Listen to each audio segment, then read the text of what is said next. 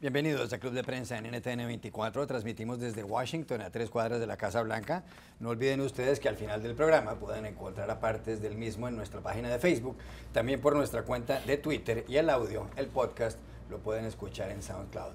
Y les doy la bienvenida a los invitados. En primer lugar, la corresponsal de Radio Francia Internacional, Silvia Chocarro. Bienvenida a esta mesa como siempre. Muchas gracias por invitarme.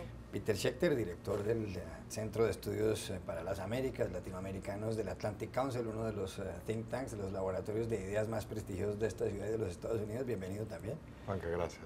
Y Muni Jensen, analista política del Club de Prensa. Bienvenida a esta casa. Gracias. El primer asunto, Peter, es algo sobre lo que usted ha estudiado mucho y sobre lo que han analizado bastante en el Atlantic Council, que tiene que ver con el restablecimiento de relaciones diplomáticas entre Estados Unidos y Cuba. Las embajadas se abrieron hace 2 días, el pasado 20 de julio, la estadounidense en La Habana, la cubana aquí en Washington, muy cerca de este lugar precisamente. Ahora se espera que el secretario de Estado de los Estados Unidos, John Kerry, que es como el ministro de Relaciones Exteriores, vaya el 14 de agosto a Cuba, vaya a La Habana. Hacía muchos años, desde 1945, no iba un secretario de Estado estadounidense a la isla.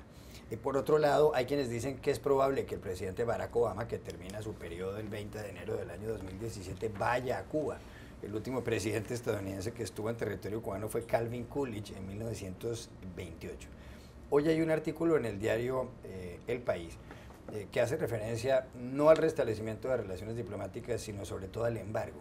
Hay que recordar que hay un bloqueo comercial y económico por parte de Estados Unidos a Cuba, que consta en varias leyes, la última de ellas, la ley Helms-Burton del año 1996, con lo cual, para que se levante el bloqueo, se requiere nuevamente la aprobación del Congreso. El problema es que en el Congreso las mayorías son de la oposición republicana, que le han jurado una lucha feroz al presidente Barack Obama. Pero hay una encuesta hoy del Pew Research Center, el Centro de Investigaciones Pew, según la cual el 73% de los estadounidenses apoyan el restablecimiento de las relaciones diplomáticas. También apoyan que se levante el embargo. Esos son 10 puntos más que en enero. Y el 72% justamente también quieren que haya el fin del embargo. Ese porcentaje era del 66% en enero. Es decir, cada vez más los estadounidenses quieren que se abran las puertas frente a Cuba. ¿Usted cree que con ese apoyo ciudadano los congresistas pueden cambiar de parecer aquí en Washington o no?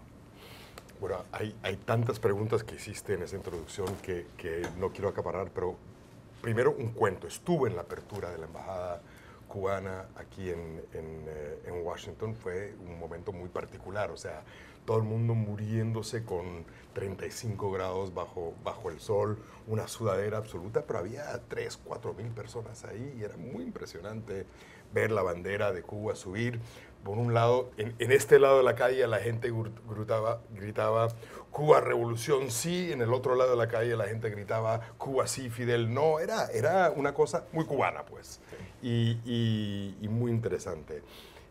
Nosotros en el Atlantic Council hace un año ya hicimos la primera encuesta nacional. Es impresionante porque todas las encuestas siempre eran o Florida o la discusión era aquí en Washington, pero la primera encuesta nacional, y esa ya entonces, eso era en mayo y el presidente anunció su política en diciembre, ya entonces había el 68% de los americanos abogaban por la normalización, y más cerca uno llegaba a temas cubanos, más la gente quería normalización. O sea, los latinos eran más que la media norteamericana, y los de Florida eran más que la media de los latinos y la media.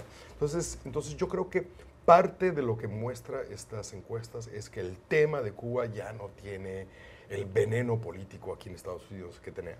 Pero hay gente muy, muy dedicada al tema, pero el tema de Cuba para los americanos es número 9 o 10, pero para ciertos en el Congreso es número 1 y siempre 1. Entonces, esa gente está dedicada a bloquear. Yo no creo que será posible que el presidente vaya a lograr sacar las sanciones y el paquete de sanciones en un año electoral, que eso va a ser posible en este Congreso. Sí creo que el presidente va a viajar a Cuba. Sí creo que vamos a tener ciertas medidas que todavía le incumben al presidente, tipo facilitar la exportación de productos agrícolas, tipo facilitar el apoyo a Cuba de las instituciones financieras internacionales, tipo el BID, el Banco Mundial, que en este momento es prohibido por el presidente, tiene una capacidad de manipular eso. Las remesas de familias cubanas que fueron aumentadas por el presidente el 17 de diciembre pueden ser todavía más aumentadas. Yo creo que hay cosas que el presidente puede hacer. Yo, sin embargo, desgraciadamente no veo la plena y total normalización a través del levantamiento de sanciones. Silvia Chocano. Bueno, yo creo que una cosa es lo que dicen las encuestas y otra es lo que se dice en el Congreso, ¿no? Y eso lo hemos visto con ejemplos anteriores, no sé, por ejemplo, la reforma migratoria, ¿no? Que más o menos parecía que había cierto apoyo entre la población y ha sido absolutamente imposible avanzar en ese tema. Entonces, cierto es que en este caso las encuestas, los porcentajes de apoyo son mucho más altos que a lo mejor en alguno de estos ejemplos que menciono.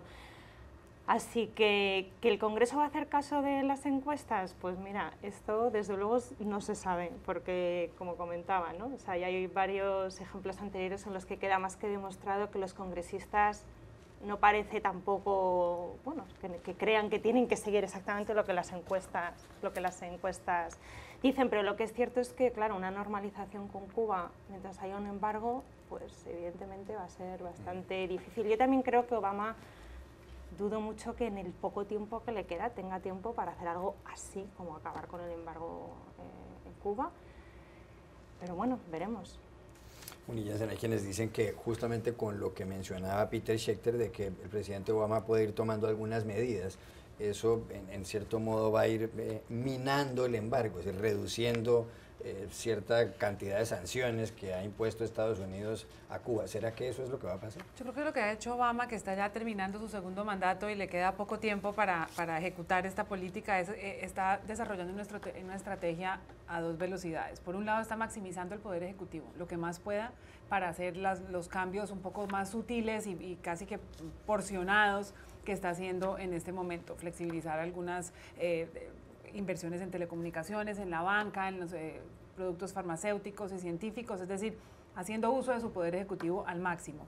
Y no está haciendo lobby en el Congreso. Realmente es poco lo que ha avanzado Barack Obama haciendo fuerza para que el resto de las relaciones se normalicen.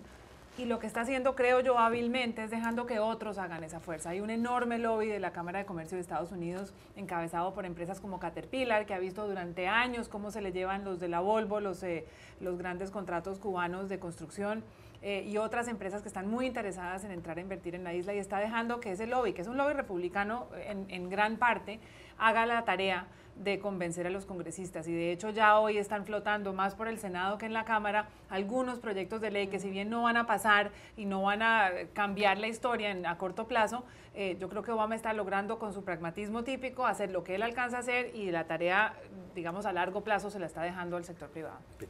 No, yo creo que Muni tiene toda la razón, y él está dejando otros hablar, inclusive, como dice Muni, la Cámara de Comercio. Yo creo que, sin embargo, el inicial entusiasmo del sector privado norteamericano se está disipando. O sea, la gente empieza a entender que esta es una isla de 11 millones de personas, o sea, el tamaño de Paraguay, Honduras, no más. Tampoco estamos hablando de una Grecia de una mega economía, donde donde el Internet llega a solamente 4 o 5% de la población. Eso es igual a Bután. Y donde las capacidades de infraestructura, de comercio, de venta, donde la gente tiene un ingreso medio de $30 a $35 por año, ahí la gente se está empezando a dar cuenta que, bueno, son nuestros vecinos, hay algunas cosas que hacer, particularmente en el ámbito de turismo en particular, pero la gran magia de esta nueva economía que se va a abrir, yo creo que ha sido, y la gente está empezando a dar cuenta, que es exagerada. Yo no creo, yo creo que donde uno mire hay una coalición nueva creándose, el Agricultural Coalition, el Cuba Consortium, el Engage Cuba, toda esta serie de, son todas parecidas, unas asociaciones de empresarios apoyadas por congresistas de ambos partidos que hacen una tarea de lobby. Yo pienso que es muy americano esto de conquistar territorios vírgenes y territorios desconocidos, como hicieron con el lejano oeste, y pienso que eso es lo que están pensando en este momento las empresas, es no solamente que este sea un grandísimo mercado y un potencial en números, sino el hecho de que es un territorio inexplorado donde ellos quieren llegar primero. Hemos hablado mucho de Obama, y aquí quiero cambiar de asunto, Silvia Chocarro, porque le queda justamente año y medio en el poder. Él tiene que salir de la Casa Blanca el 20 de enero de 2017, le queda justamente un año y medio en el poder. Y en esta especie ya de despedida, si se puede decir de algún modo, pues estuvo anoche en uno de los programas de televisión de humor político más célebres de los Estados Unidos, que se llama The Daily Show, en Comedy Central, un canal por cable, un programa que además han llegado a ver 2,5 millones de personas en algunos momentos. El director y presentador del programa, que es una superestrella en este país, es Jon Stewart, que se retira el próximo 6 de agosto de la dirección de este programa y que además la tiene desde el año 1999. La conversación, por supuesto, fue muy divertida como siempre anoche. Jon Stewart saludó a Obama, le dijo que si tenía algo de pereza, continuar en el poder. Obama se rió y le dijo, yo lo que no puedo creer es que usted se vaya a ir antes de que me vaya yo. Y después hizo una broma el presidente Barack Obama en el sentido de que voy a expedir una orden ejecutiva, es decir, un decreto, diciendo que Jon Stewart no se puede retirar del Daily Show. Muy bien.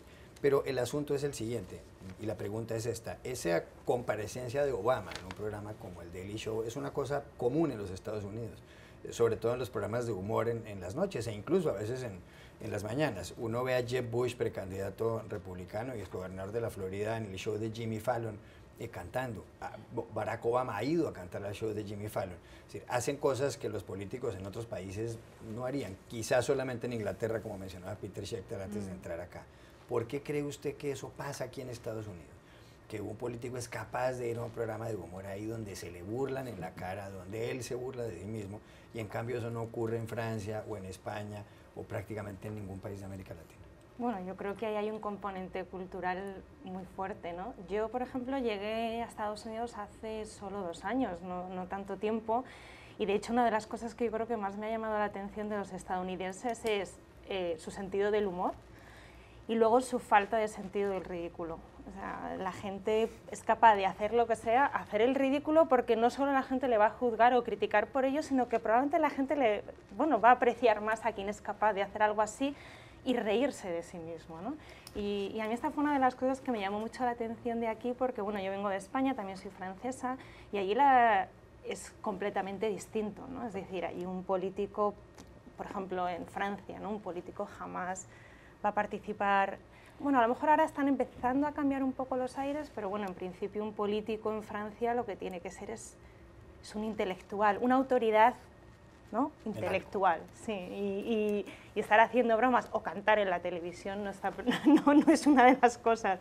Y en España también pasa un poco lo mismo, aunque sí es cierto con algunos partidos políticos nuevos que han empezado a surgir en España en los últimos meses, sí han empezado a utilizar un poco estas técnicas del humor y que de hecho no les ha ido mal, ¿no?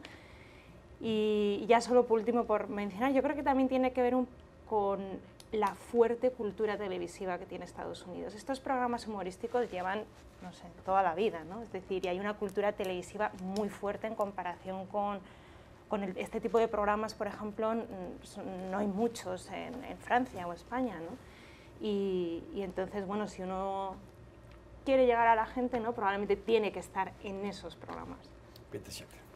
No, yo creo que hay mucho de lo que dice Silvia que efectivamente es un tema cultural, ¿no? Hay un tema aquí donde los latinos sienten una vergüenza ajena muy fuerte, o sea, todo lo que podría oler a ridículo, ellos huyen, ¿no? Y aquí el sentido del ridículo es como una cosa autocrítica, simpática, no hay mucho. Pero también quiero recordar que, por ejemplo, en Italia hemos tenido un primer ministro de la televisión, Berlusconi, que solo hacía el ridículo y le parecía fantástico, y a los italianos le parecía fantástico. Es italiano. Entonces, además también. Sí, bueno, desgraciadamente, por eso dije tuvimos, y gracias a Dios ya no lo tenemos. Pero yo creo que aquí en Estados Unidos pasan, y en el mundo anglosajón pasan 2 cosas más. Uno es que en las elecciones uno tiende a votar menos por el partido, la ideología, el punto de vista, y más quiero elegir a un hombre o una mujer, ahora vamos a tener una opción de una mujer, un hombre o una mujer que me entiende, con el cual yo condivido puntos de cultura, no tanto de vista, puntos de cultura. O sea, yo tengo confianza en esa persona, no es tanto que yo yo condivido ideología con esta persona. Entonces yo creo que hay también, los estadounidenses votan de una manera diferente. Y hay una tercera razón que yo creo que por el cual, Silvia, en España estamos viendo esto, en Italia hemos visto esto, que yo creo que los jóvenes tienen un sentido de privacidad completamente distinto del nuestro, digo, del mío, no incluyo a ustedes, del mío. O sea, en mi generación había lo privado y lo público. Yo creo que todos mis colegas que tienen 25, 26, 27 años no tienen esa noción para nada. Todo es público, todo se publica, todo se puede hablar, todo se puede ver. Y yo creo que eso está pasando en todo el mundo. Acuérdate que en Brasil hoy en día es la segunda comunidad de Facebook más grande del mundo. Entonces, yo creo que eso está cambiando. Se nos puso a pensar con esta pregunta. Yo pienso que, como dice Silvia, es cultural, sin duda, y el humor como herramienta política se usa de distintos modos en cada país. En Francia, en muchos países europeos, la sátira, la caricatura, la burla, pero está el político allá, el burlado, y está lejos de quien se está burlando. Lo que sucede aquí creo que es una sociedad menos jerárquica y los políticos son menos intocables y les gusta presentarse como siendo menos intocables. El hecho de dejarse que alguien se burle de uno es una herramienta de acercamiento que no todos los políticos están dispuestos a aceptar. Correcto. También, aparte de lo cultural, creo que es algo muy personal. Yo no me imagino, a pesar de que seguramente la hemos visto y la veremos, a Hillary Clinton teniendo mucha gracia en un programa de humor. Yo creo que hay unos elementos particulares de Barack Obama que hacen que él tiene una agudeza especial para este tipo de intercambios. No es tan, digamos, divertido Jeb Bush, a pesar de que se presta, pero creo que Obama, para decirlo. Es bastante bueno, tanto cantando como dejándose hacer esto. Es parte de la política aquí y el que quieran o no quieran, tienen que aparecer. Y Obama canta bien. Ya regresamos a Club de Prensa. Volvemos a Club de Prensa en NTN 24 para hablar otra vez de Donald Trump en Unillensen, porque el 16 de junio, cuando se lanzó como precandidato presidencial o como candidato presidencial, insultó a los mexicanos, los ofendió. Después ofendió a John McCain, también un senador republicano y ex candidato presidencial. Y en las últimas horas lo que hizo es que la emprendió contra Lindsey Graham, un senador por el estado de Carolina del Sur, republicano también, muy de derechas, que salió en defensa de John McCain. Donald Trump dijo que el señor Lindsey Graham algunas veces lo ha llamado a pedirle favores y que además, además dio el señor Trump el teléfono celular de Lindsey Graham públicamente. Ayer se inundó el teléfono del señor Graham, del senador, con estas llamadas. En el último sondeo de ABC News y del diario The Washington Post, el señor Trump aparece de primero, a pesar de todas estas cosas, con el 24% de apoyo dentro de los republicanos, seguido después por Scott Walker, el gobernador de Wisconsin, con un 13%, y por Jeb Bush, ex gobernador de la Florida, con un 12%. La pregunta es, ¿esto hasta dónde va a llegar? ¿Será que esto en algún momento va a parar, que Trump va a dejar de decir cosas, o qué va a pasar? Él no va a parar de decir cosas porque le está funcionando, y ahora las últimas encuestas han mostrado que este 37% de los norteamericanos que están enojados, de los republicanos que están enojados con el gobierno, están muy contentos con Donald Trump porque interpretan sus locuras como una voz fresca, honesta, cándida, que dice la verdad, y el hecho de que tenga dinero y sea exitoso como una muestra de liderazgo, y se está perfilando entre un grupo de la población de Estados Unidos como un candidato viable. Ahora, le están haciendo bastantes estudios a la cobertura mediática de Trump en relación a su éxito en las encuestas, y la página 538, que muestra a través de algoritmos algunas tendencias, dice bueno que el 46% de las noticias republicanas el mes pasado fueron sobre Donald Trump, comparadas con solo el 13% para Jeb Bush. Eso coincide más o menos con la jerarquía que tiene Donald Trump en las encuestas, y que también dice este estudio que en las primarias, antes de que se celebren las elecciones generales entre los dos candidatos, en las primarias lo que determina la popularidad de un candidato es la cobertura mediática. En ese sentido, Donald no va a parar nunca. Tres cosas. O sea, lo que está revelando todo este tema de Donald Trump es que el votante republicano es un votante que se ha vuelto extremadamente extremista. O sea, pero estamos hablando de una parte muy chiquita del electorado. Yo he hecho llamadas y mandé un par de emails anoche porque yo quiero mandar al campo una encuesta en estados California, Texas, New York, Iowa, New Hampshire. Porque muchas de estas encuestas son al electorado republicano. Yo quiero hacer una encuesta General. en cada uno de estos estados, pero general, y revelar que yo sí pienso que vamos a ver que la gente que apoya a Donald Trump son una parte muy minúscula de la población general de esos estados. Yo creo que estamos hablando de cosas menos del 10%, posiblemente menos del 5% de la población de cada uno de esos estados. Entonces yo creo que esto es un tema pasajero, entonces quisiera invitarlos a que nos veamos aquí el 22 de agosto, que ya no habrá en tema. exactamente un mes, y yo apuesto que no vamos a estar hablando de Donald Trump. Aceptado. Silvia Chocarro.